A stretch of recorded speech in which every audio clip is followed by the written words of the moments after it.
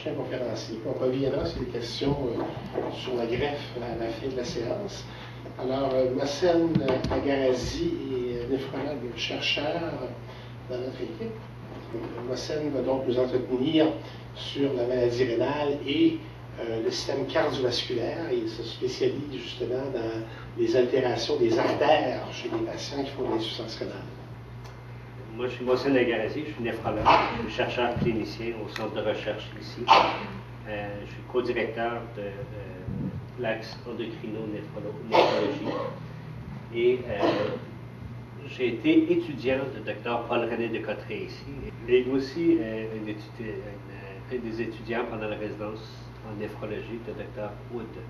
Donc j'ai un peu de défi devant moi à relever après le passage de ces présentations. Pourquoi doit-on s'intéresser à des problèmes cardiovasculaires? Le Dr. René Descottré vous a expliqué que quand les reins ne fonctionnent pas, il y a tout un tas d'organes qui sont dysfonctionnels et qui ne fonctionnent pas de façon optimale. Et moi particulièrement, je m'intéresse à des problèmes cardiovasculaires. Je veux parler de ça. Je vais vous introduire un concept qui est de plus en plus reconnu comme étant un vieillissement vasculaire prématuré qu'on voit chez les insuffisants rénaux. D'ailleurs, le concept de l'âge vasculaire et le vieillissement vasculaire, c'est un concept qui est là juste depuis une vingtaine d'années, qui nous a permis de comprendre beaucoup de choses qui se passaient avec le vieillissement chez les personnes diabétiques, mais aussi chez les personnes en insuffisance rénale. Et pour parler de notre recherche, pour donner un peu le goût de la recherche, qu'est-ce qu'on fait au centre de recherche, pour essayer de pallier ou de trouver des pistes de solutions qui vont permettre de mieux traiter les patients et prolonger leur survie et leur qualité de vie. Pour des gens qui sont peut-être habitués de voir ce genre de courbe-là, c'est assez simple, mais pour ceux qui ne sont pas habitués, je vais prendre un peu de temps pour l'expliquer. Ça, c'est des gens selon des différentes catégories d'âge, vingtaine, trentaine, quarantaine, 50, jusqu'à 80 ans. Et ça, ici, ça détermine le risque de mortalité. Et c'est normal que dans la population générale, plus on vieillit, plus notre risque de mortalité augmente. Or, si on regarde, chez les insuffisants rénaux, le risque de mortalité est plutôt beaucoup plus élevé. Et quand on regarde ça, le risque de mortalité, quelqu'un de 25-30 ans qui est en dialyse, est à peu près similaire à une octogénaire de population générale. D'où le terme de vieillissement accéléré qu'on trouve très approprié dans cette situation. Heureusement, ce sont des chiffres d'il y a une vingtaine d'années. Et on a fait beaucoup de progrès, on n'est plus exactement au même point. Le graphique sert essentiellement à illustrer le point de vieillissement prématuré. La majorité des causes de mortalité chez les insuffisants rénaux, c'est des problèmes cardiovasculaires. Autrement dit, on est à plus risque de faire des ACV, des accidents cérébrovasculaires qui résultent des paralysies. Ça peut faire des infarctus, des insuffisances cardiaques. Le cœur n'arrive plus à pomper le sang qui est nécessaire de circuler pour faire l'échange gazeux, pour nettoyer les déchets des cellules, les ramener vers les reins, en quelque sorte, pour les nettoyer, pour maintenir le milieu intérieur en bon état. Et on appelle ça l'atteinte des organes cibles, parce que les vaisseaux deviennent endommagés à différents niveaux et ça cause des problèmes. Le système cardiovasculaire, c'est essentiel, comme je vous ai dit, puis on est capable de pratiquement, si on est capable d'avoir une photo de juste des vaisseaux sanguins de l'humain, on est capable de reproduire presque le corps entier. Parce que sans circulation de sang partout, les organes et les tissus ne peuvent pas vivre. Et le sang circule dans les artères. Et les artères ont besoin, le cœur génère de la pression pour passer à l'intérieur des artères. Et c'est ça qui permet au sang de circuler. Nous, on s'est donné un défi dans notre groupe de recherche. Le défi, c'était d'essayer de trouver des solutions pour le problème cardiovasculaire chez les patients en insuffisance rénale. Et pour essayer d'identifier des nouveaux traitements et pour améliorer la qualité de vie des patients. Le concept de vieillissement vasculaire a été introduit parce qu'on s'est rendu compte qu'avec l'âge, les vaisseaux devenaient durs, les artères devenaient dures, et pendant longtemps, c'est quelque chose qui est connu depuis plus d'un siècle, que les vaisseaux devenaient durs, mais on associait ça à un vieillissement qui était tout à fait normal, c'était dégénératif, qu'on n'avait rien à faire pour changer le cours de ça, et on considérait ça de l'âge normal. Or, on s'est rendu compte au cours des 20 dernières années que c'est très important d'adresser ce problème-là. Et c'est comme ça qu'on s'est rendu compte qu'on est capable de réduire les risques de faire des paralysies en traitant le type d'hypertension causé par le vieillissement vasculaire. Donc, on garde de sorte que la rigidité des vaisseaux sanguins est devenue équivalente à l'âge vasculaire. Et on est capable de mesurer la rigidité artérielle des vaisseaux avec des équipements non invasifs qu'on a à notre disposition pour des études cliniques, pour essayer de trouver des meilleurs traitements. Donc, ce vieillissement, ça touche essentiellement les personnes en haut de 55 ans, chez les diabétiques, mais de loin, des insuffisants rénaux. Comme je vous ai dit, le vieillissement des vaisseaux, ça mène une surcharge de travail pour le cœur. Le cœur doit travailler beaucoup plus pour faire circuler le sang parce que les vaisseaux sont rigides et les gros vaisseaux sont capables d'amortir cette poussée de pression, mais des petits vaisseaux qui vont dans les tissus ne sont pas faits pour avoir une grande variation de pression. Or, quand le vaisseau devient rigide, il y a une plus grande transmission de pulsations qui est transmise dans ces organes-là et ces organes-là viennent dysfonctionnels parce que la circulation de sang ne se fait pas bien. C'est vrai pour le cerveau, c'est vrai pour les autres organes. Et on a d'ailleurs, il y a beaucoup d'études qui ont démontré que la rigidité vasculaire est même qui précède le développement des démences, la circulation cérébrale, etc. Donc, nous, on peut regarder des vaisseaux, mais on a certaines limites. Les limites viennent du fait que des vaisseaux qu'on est intéressé à étudier, c'est des gros vaisseaux. On est capable d'avoir une évaluation non invasive, une approximation, mais comme chercheur, on aimerait ça avoir un morceau, un prélèvement, qu'on est capable d'examiner au microscope, qu'on est capable de faire des études plus poussées, mécanistiques, pour essayer d'identifier qu'est-ce qui se passe dans les tissus, pour essayer de trouver quelle étape qu'il faut intervenir pour améliorer l'évolution de la pathologie au niveau des vaisseaux. Or, des gros vaisseaux, on ne peut pas aller faire un trou dans l'aorte sans conséquences pour les patients. C'est pour ça qu'on est obligé d'aller vers des modèles animaux qui miment exactement qu'est-ce qui se passe chez l'humain pour prélever les vaisseaux, faire des expériences pour voir qu'est-ce qui ne marche pas. Et utiliser aussi des cellules.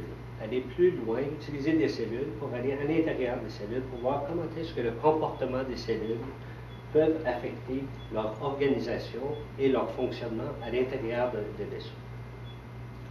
Donc, pour faire tout ça, ce n'est pas la job d'une personne, ça prend une équipe, puis ça prend des collaborateurs, des gens qui sont capables de faire de la recherche chez les patients, des gens qui sont spécialisés dans des approches expérimentales plus poussées chez les animaux, et des gens qui connaissent bien comment évaluer des cellules et comment les manipuler pour arriver à des résultats concrets. Donc, à titre d'exemple, je vais vous parler de 2 études brièvement pour donner un avant-goût de ce qu'on fait, et il va y avoir des affiches par après que vous pouvez consulter. Donc, par exemple, on est capable, en mettant des capteurs ici dans le cou et dans l'aine, regarder la rigidité de l'aorte qui part du cœur et qui distribue tout le sang à différents organes. Et en regardant ça, on a été capable de démontrer le rôle de la vitamine K. Pourquoi? Parce que les vaisseaux, normalement, produisent une protéine qui s'appelle MGP. La protéine MGP, c'est essentiel pour la santé vasculaire, pour empêcher que les vaisseaux se calcifient, qu'ils deviennent raides. Un peu comme on vieillit globalement, on devient raide de partout, mais l'aorte, ça fait la même chose. Donc, la MGP semble être une des protéines protecteurs. Or, la cellule est capable de le produire, mais pour que ça soit actif, il y a besoin absolument de la vitamine K pour que la MGP puisse être fonctionnelle et protecteur. On sait, nous, on a démontré que, comme d'autres d'ailleurs, que près de 90% des patients en insuffisance rénale souffrent d'une déficience en vitamine K. Mais c'est une déficience qu'on appelle subclinique, qu'on n'est pas capable de détecter par des tests usuels qu'on fait normalement en clinique.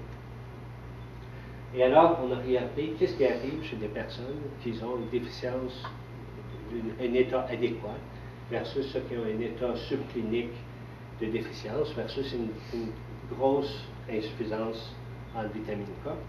Et on a démontré en fait que le vieillissement vasculaire est plus rapide, plus on a un déficit en vitamine K, et de façon pour des gens qui ont un déficit subclinique, ce déficit subclinique-là, il est intermédiaire entre ceux qui sont normaux et ceux qui sont. Et ça a une certaine importance parce que ça a directement relié à l'évolution de la survie des patients. Ceux qui ont un meilleur taux de vitamine K, c'est eux qui ont une meilleure survie. Évidemment, ce sont des études d'observation. On n'a pas fait d'intervention pour voir si la vitamine K est protecteur. Ici. En fait, pour ça, il faudrait que je vous explique qu'est-ce que c'est un vaisseau. Le vaisseau est composé de plusieurs couches. Et pendant longtemps, on s'intéressait beaucoup à la couche qui était ici, la paroi des cellules musculaires lisses, le muscle qui réussit à contrôler la pression à l'intérieur. Puis on avait une petite couche de vaisseaux, de cellules ici, c'était comme un prélat à l'intérieur des vaisseaux sanguins, puis on les considérait comme insignifiants. Or, on sait que ces cellules-là, qui s'appellent de l'endothélium, une couche de l'endothélium, et qui sont capables de sécréter des substances qui influencent qu'est-ce qui se passe à l'intérieur de parois vasculaires. Par exemple, une des substances qui est d'intérêt, c'est l'endothéline. Et on s'est posé la question à savoir qu'est-ce qui arrivait si on inhibait l'endothéline, on inhibait les récepteurs d'endothéline, et si on était capable de prévenir des calcifications vasculaires dans un modèle animal qui mime l'insuffisance rénale. Donc ici, je vous montre juste une figure. On voit des vaisseaux ici, des artères qui sont coupées. Et tout ce qu'on voit ici en noir, c'est des dépôts de calcium à l'intérieur de la paroi vasculaire. Et le calcium, ça rend les artères rigides. Et à droite ici, quand on inhibe l'endothéline, la molécule que je vous ai parlé, il y a pratiquement une disparition de la calcification.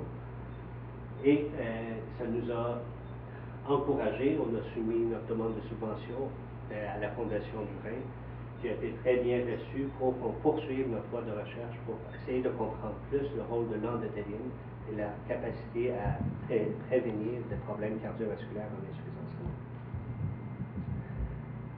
Évidemment, pour avoir l'idée, c'est de partir de l'humain, développer un modèle animal, regarder dans les cultures cellulaires avec d'autres chercheurs et reprendre ces trouvailles-là, les tester dans le modèle animal pour finalement le revoir chez l'humain. Puis, le dernier point qui prépare un peu le terrain pour la présentation du Dr. McQuaid, c'est que c'est tout récent, en fait, récent depuis une dizaine d'années, qu'on commence à soupçonner qu'il y a une relation entre qu'est-ce qui se passe dans les vaisseaux et qu'est-ce qui se passe dans l'os. Il semble avoir une interrelation de fonctionnement qu'on connaît encore très peu et on a beaucoup de travaux de collaboration ensemble pour essayer de déchiffrer ce lien d'interaction entre la biologie osseuse, le fonctionnement osseuse et les problèmes vasculaires chez des patients en insuffisance rénale où le milieu intérieur ou la chimie intérieure a été totalement déréglée. Je vais conclure sur les points qui résumaient la présentation, soit un haut taux de problèmes cardiovasculaires, soit 40% des patients en insuffisance rénale meurent des problèmes cardiovasculaires. C'est sans doute relié à un problème de vieillissement vasculaire prématuré, qui est complexe, qu'on connaît encore mal, mais qui est un champ de recherche en effervescence et qui va donner des résultats pour les patients. Notre groupe de recherche a permis de souligner l'importance des facteurs tels que la vitamine K, l'endothéline, mais aussi d'autres trouvailles que vous allez peut-être voir à l'affiche ce soir. Et finalement, notre travail collaboratif est essentiel pour arriver à solutionner un problème parce que ça prend l'expertise complémentaire de différentes personnes pour travailler en collaboration pour arriver à relever le défi. Des remerciements sont nécessaires parce que c'est beaucoup des étudiants qui ont fait en cours des années différentes parties des projets de recherche, nos collaborateurs, les organismes subventionneurs qui nous ont supportés au cours des 10-12 dernières années. Je n'ai pas remarqué, mais je pensais que c'était inhérent. C'est les professionnels de la recherche qui ont fait un travail extraordinaire à des heures de fou parfois. J'aimerais remercier aussi le groupe de néphrologie qui croit à la recherche, qui supporte la recherche dans le but d'améliorer les soins des malades, et aussi les participants qui ont participé à différents projets de recherche. Merci.